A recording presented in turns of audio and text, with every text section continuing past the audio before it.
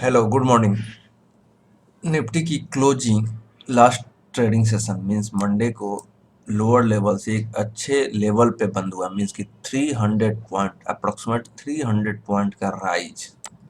और जो हमारा व्यू था कि नीचे 370 350 के आसपास बॉटम बना करके 450 के ऊपर चले, क्लियर कट तेजी है और इस तेजी को खरीदना चाहिए मींस इस गिरावट को खरीदना चाहिए और ब्रेकआउट पे बिल्कुल भी खरीदना चाहिए। तो सेम थिंग मींस आप समझो 200 पॉइंट का आपको कहीं ना कहीं प्रॉफिट हुआ होगा। फिर भी बेचने का कोई अभी सलाह नहीं है। जो स्विंग ट्रेडिंग करते हैं उनको पार्सली प्रॉफिट कहाँ बुक करना चाहिए उसके लिए वीडियो होगा इंडेक्स में।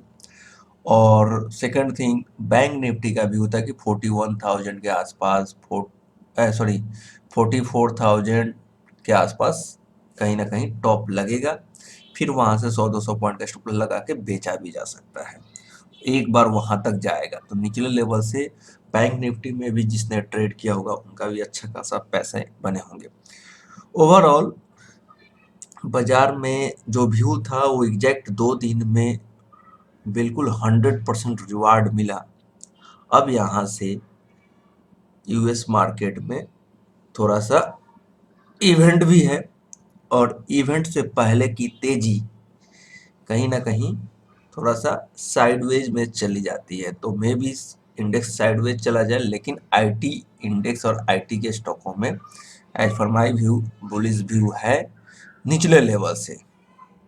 जनवरी 2022 में जब इंडेक्स और स्टॉक का हाई लग रहा था सबसे पहले मैं ही आकर के बोला था कि आईटी सेक्टर में टॉप बन गया है और वहां से 30% से लेकर 50% तक स्टॉक गिर गए हैं। और इस गिरावट को बाइंग करना बिल्कुल भी स्टॉक मार्केट के रूल को फॉलो करना है।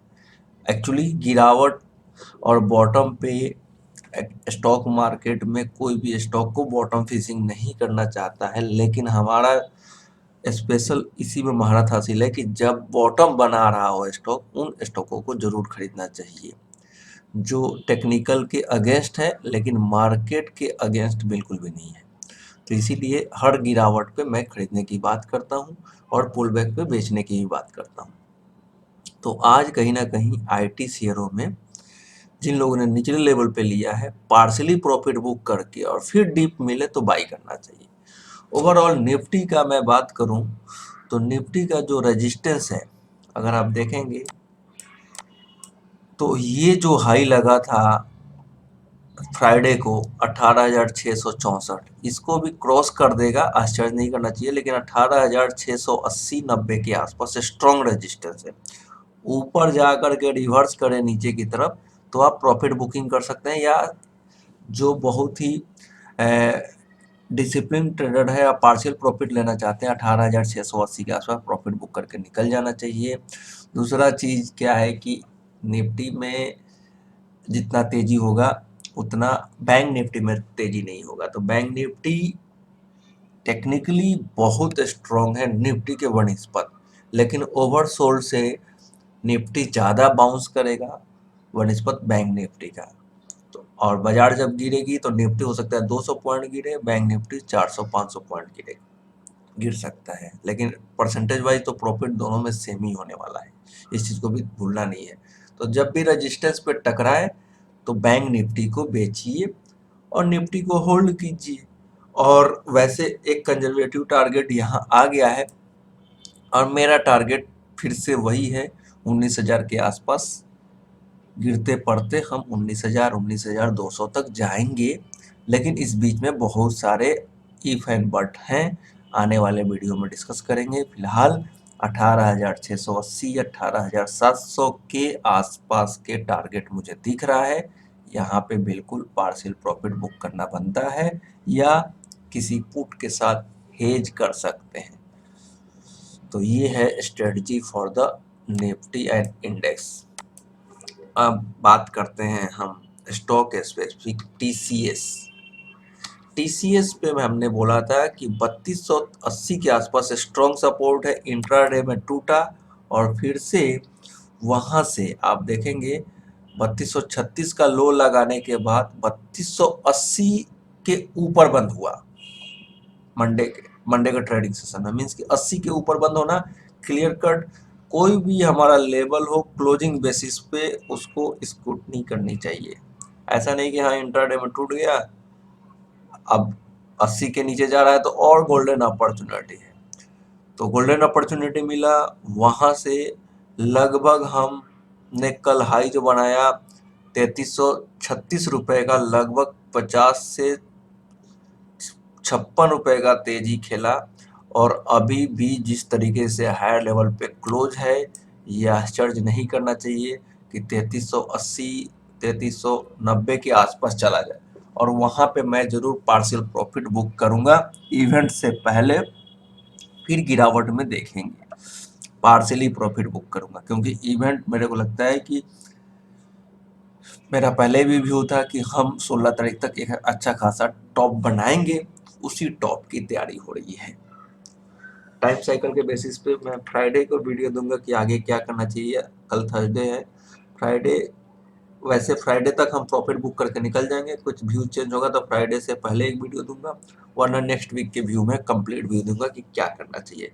फिलहाल sell on rise strategy use करना है, प्रीवियस व्यू वीडियो में बोला हुआ है। अगर इतना हैंडसम प्रॉफिट होने के बाद भी अगर प्रॉफिट बुक नहीं करते हैं तो फिर मंदी में ट्रैप होने के लिए तैयार रहिए आप लोग। फिलहाल ये टीसीएस हो गया। अब यहाँ से कोई स्टॉक अगर लेना है तो एक पीएनबी हाउसिंग फाइनेंस,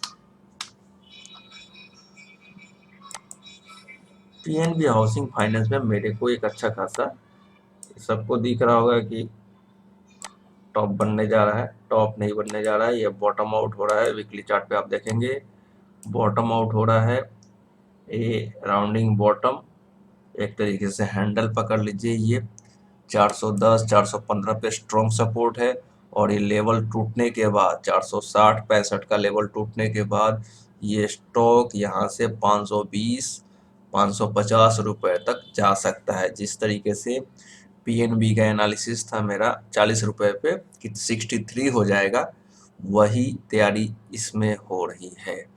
तो PNB housing finance. Second stock में अगर बात करूं तो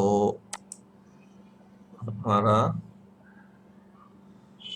और कोई स्टॉक अच्छा हो वो मैं देख लेता हूँ एक बार सॉफ्टवेयर के माध्यम से। रिलायंस पहले ही डिस्कस किया हुआ, लास्ट वीडियो में जो भी स्टॉकों का डिस्कशन किया है उसमें बिल्कुल भी तेजी से नकारा नहीं जा सकता, और ऑलरेडी नीचे से तेजी हो भी रही है। लेकिन और कोई फेवरेट अच्छा स्टॉक जो बॉटम आउट होने की तैयारी करके चलने की तैयारी कर रहा है, उसमें आप देख सकते हैं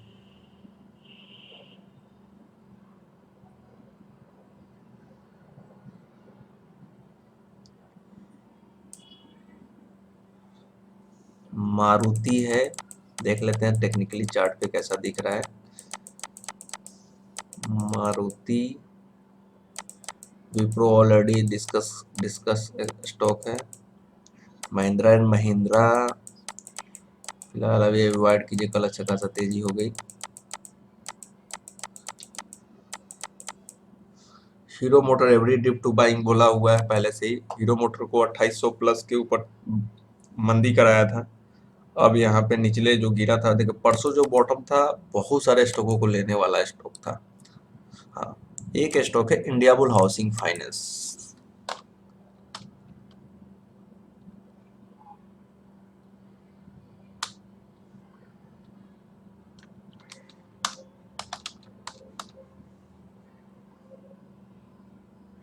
इंडिया बुल हाउसिंग फाइनेंस, इसमें भी बॉटम आउट हो रहा है ये स्टॉक 121 का स्टॉप लॉस लगा के।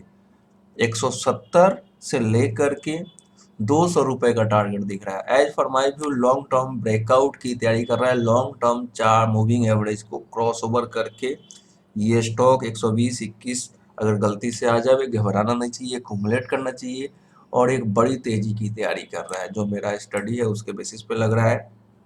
फिलहाल ये जो ब्रेकडाउन हुआ था 170-80 के आसपास से राइजिंग कैंडल से, इस कैंडल के आसपास का एक रेजिस्टेंस छोटा सा फेस करेगा, तो मीन्स कि यहाँ से 50 रुपए 40 रुपए की तेजी है, लगभग 30% की तेजी यहाँ से मुझे लग रहा है। डाउन साइड मात्र 15 रुपए का है, मीन्स कि 7 से 8% की मंदी है, और वो एक्यूमुलेशन रेंज है। बाई करना चाहिए, buy on dip strategy use करना चाहिए। बहुत सारे इस मार्केट में स्टॉक महंगे हो चुके हैं, इसमें से सस्ता और ब्रेकआउट जो नहीं चले हैं उन स्टॉकों पे मैं व्यू देने की कोशिश कर रहा हूँ, क्योंकि अगर गलती से थोड़ा सा रिवर्सल भी हो नीचे की तरफ तो आप ट्रैप ना हो। इंडिया बुल हाउसिंग फाइनेंस पे ध्यान दिया जा सकता है, अपने चार्ट और अपने फाइनेंशियल एडवाइजर से राय लेकर के ही कोई खरीद बेच करे। ये मेरा एजुकेशनल एंड लर्निंग व्यू था। इसी के साथ मिलते हैं नेक्स्ट वीडियो में। Thanks for watching this video. Okay bye.